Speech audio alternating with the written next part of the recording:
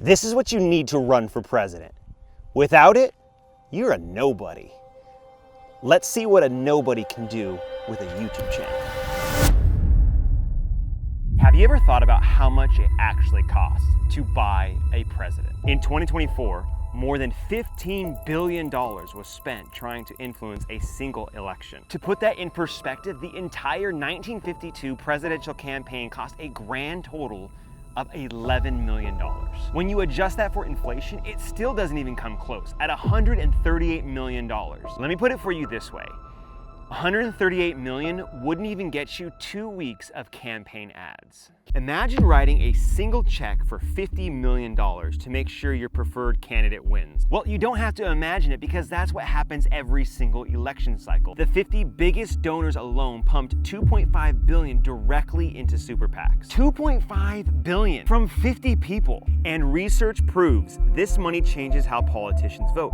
When mega donors write the checks, legislators vote to protect special interests over the people who actually elected them. And here's the part that nobody talks about.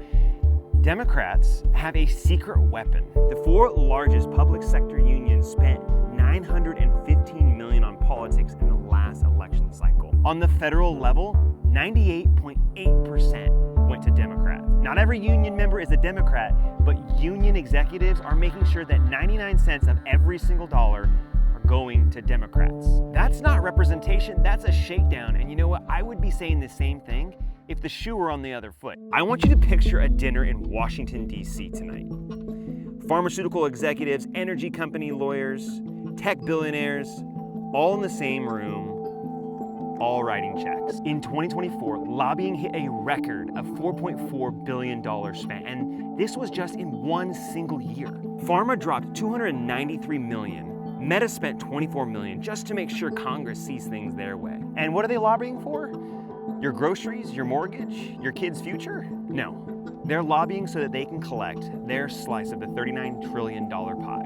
While you're sitting around the table with your family, worried about how you're gonna make ends meet, lobbyists in Washington, D.C. are concerned not about you, but about how they can line their pockets. Corporations are spending billions of dollars making sure that Washington, D.C. is focusing on them and not you.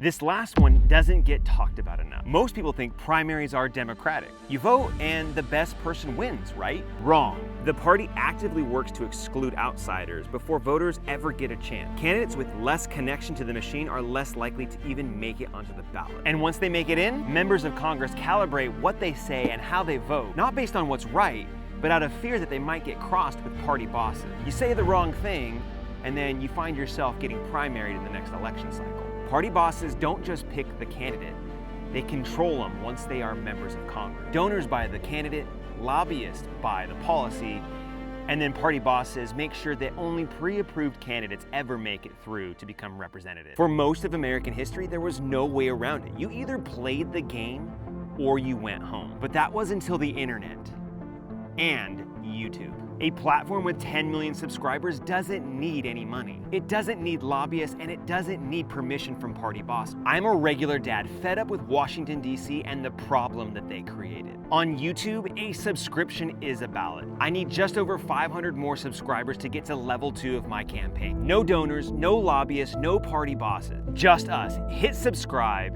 and let's change the game.